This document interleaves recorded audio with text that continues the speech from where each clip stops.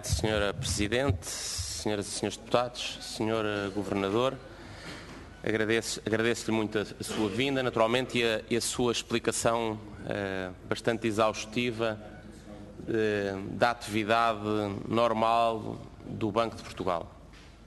O Banco de Portugal tem como uma das suas duas missões essenciais a promoção e a salvaguarda da estabilidade do sistema financeiro. Nos dias que correm, os portugueses têm ouvido falar muito, quiçá demasiado, do sistema financeiro e das preocupações que sobre o mesmo existem. Sendo responsabilidade do Banco de Portugal acompanhar, assegurar a confiança, a estabilidade do sistema financeiro, eu queria aproveitar para questionar o Sr. Governador do Banco de Portugal sobre isso mesmo.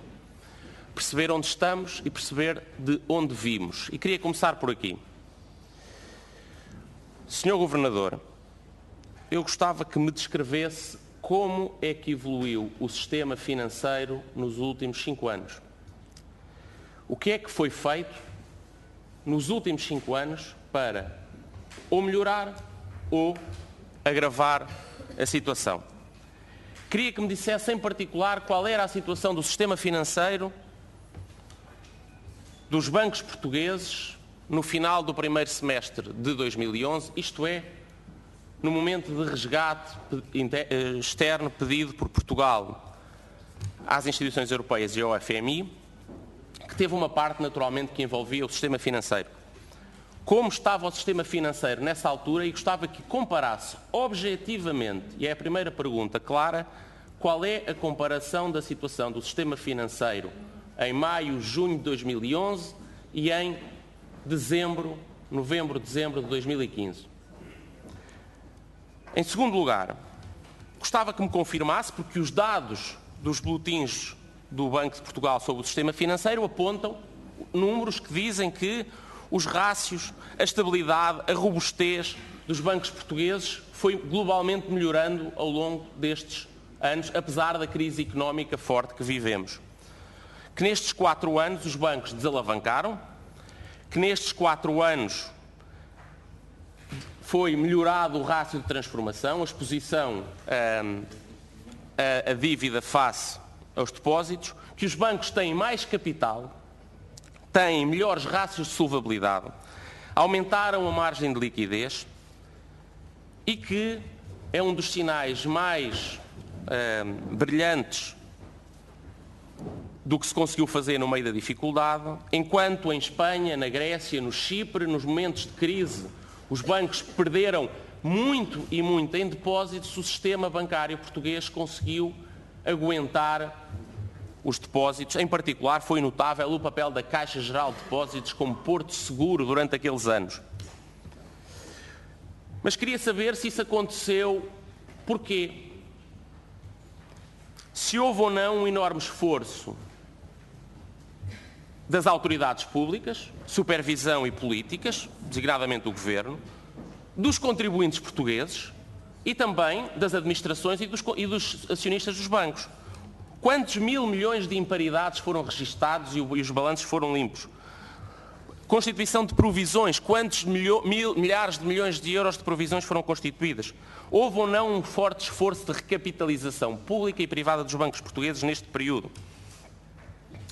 Gostava de perguntar também se neste período não existiram dificuldades e se porventura concorda ou não que a maior dificuldade nova deste período de 4 anos resultou de um fator que foi muito bom para o cidadão português comum que tem um crédito à habitação, mas que penalizou duramente os bancos portugueses, que foi a redução dos juros. A redução dos juros significa uma desoneração dos orçamentos familiares de quem tem um crédito à habitação, mas penalizou naturalmente e dificultou a tarefa dos bancos. E, portanto, gostava que me transmitisse a opinião sobre isso. E só mais um ponto. Nós sabemos que não apenas em dezembro ou novembro de 2015, mas também por 2016 adentro, com certeza que subsistiam problemas nos bancos portugueses. E subsistiam problemas nos bancos portugueses porque a dimensão brutal dos problemas existentes em 2011 foi parcialmente resolvido, e eu gostava que me tivesse essa confirmação, parcialmente resolvido e não agravado, mas por outro lado não foram obviamente todos os problemas resolvidos, como toda a gente disse, creio eu, desde logo o governo anterior, os vários partidos políticos. Mas eu queria que me dissesse, grande parte dos problemas que ainda hoje subsistem são ou não herança, usando a expressão típica no giro do setor, legacy, que vem da década, sobretudo de 2000, alguma coisa do final da década de 90, mas de 2000. Decisões de crédito erradas, escolhas de modelo operacional e, em alguns casos, desajustados. Os problemas que ainda temos hoje são ou não menos do que tínhamos em maio, junho de 2011, e os que temos são, sobretudo, resultantes de problemas de herança da década anterior, com certeza, em alguns casos, agravada pelo problema das taxas de juros historicamente baixas. E, portanto, em suma, Sr. Governador, como é que era a situação no final de 2015 e era ou não bastante melhor do que no primeiro semestre de 2011? E o que é que as autoridades fizeram para resolver, ou andaram a dormir ou a empurrar com a barriga?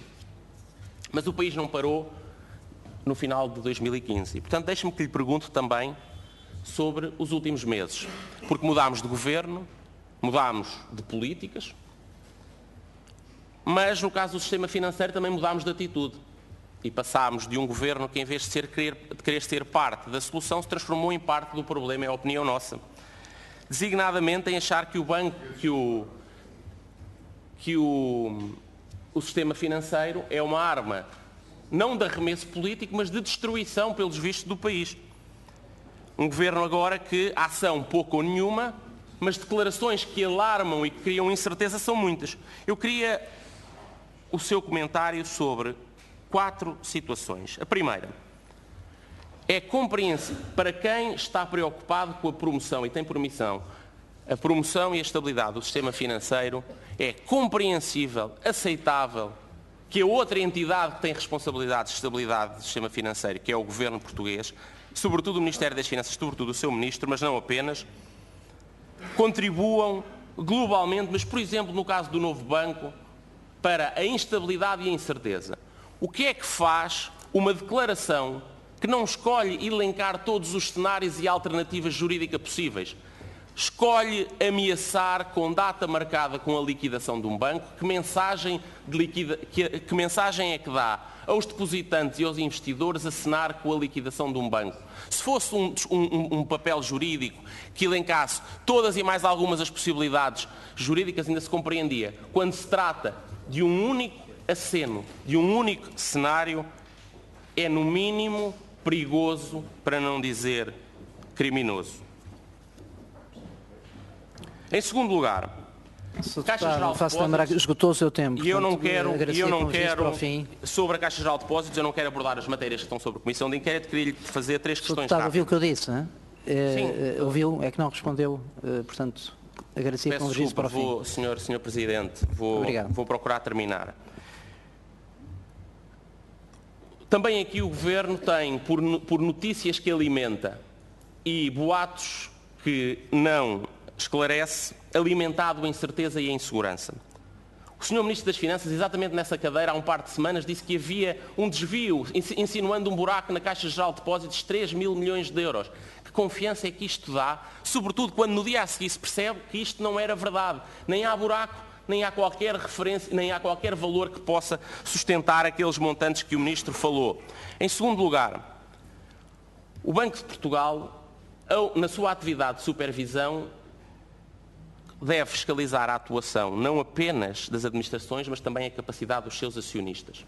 Ficámos a saber esta semana que a administração atual da Caixa Geral de Depósitos diz que o Governo, enquanto acionista, é responsável pelo bloqueio do banco. Há 8 meses que não dá orientações estratégicas indispensáveis para que o banco desenvolva a sua atividade. O banco está parado, palavras da administração, e com isso está a perder valor e força face à concorrência. E concorrência? Última pergunta, Sr. Presidente. Conflito de interesses. Estou a falar, Sr. Governador, não apenas do processo de nomeação de uma nova administração e aquilo que vamos ouvindo por notícias públicas de que o acionista se prepara para indicar para a administração pessoas com vínculo permanente a um banco concorrente e que depois da sua passagem na Caixa Geral de Depósitos voltarão para o banco concorrente com toda a informação, mas mais grave, não é apenas o conflito de interesses para o futuro. Informação de que dispomos e que nos chega diz que no dia de hoje, nas últimas semanas, informação sensível da Caixa Geral de Depósitos, a preparação do suposto plano de recapitalização... Tem mesmo que terminar. Vou mesmo terminar. A informação sensível, a preparação do plano de reestruturação, do plano de recapitalização estão a ser feitas por pessoas que estão a trabalhar ligadas a outro banco concorrente e mesmo quando não formalmente ligadas já, continuam a reunir e a trabalhar dentro das instalações do banco concorrente. Muito obrigado, Sr. Deputado. O Governador do Banco de Portugal e o Banco de Portugal entende, e é a última frase, sobre este conflito de interesses, não apenas muito obrigado, Sr. potencial, mas real. Deputado. Peço desculpa, mas nós temos uma grelha. Como sabem, há várias rondas. Não consegui